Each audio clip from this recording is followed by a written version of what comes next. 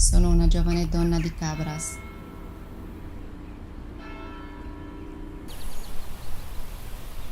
Conobbi un pastore di Austis.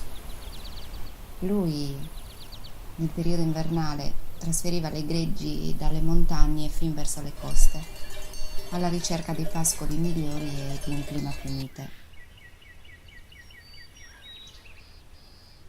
Presto ci innamorammo e ci scambiammo doni e promesse di matrimonio. Fui la donna più felice del mondo. Una volta finita la transumanza, il mio promesso sposo riprese il cammino per le montagne, giurando di tornare a sposarmi. Aspettai a lungo. Lui non tornò, così preoccupata, ansiosa, temendo il peggio, mi misi in viaggio verso le montagne. Attraversai i boschi, varcai i fiumi, le immense distese di questa meravigliosa terra.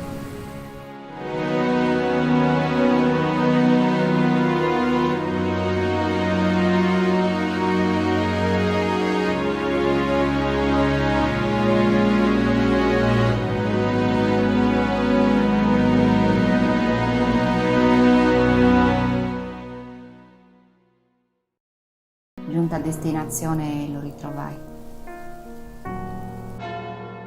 ormai sposato con un'altra donna. La delusione fu grande, immensa, così tanto che il dolore mi pietrificò, condannandomi a vivere l'eternità su quelle montagne.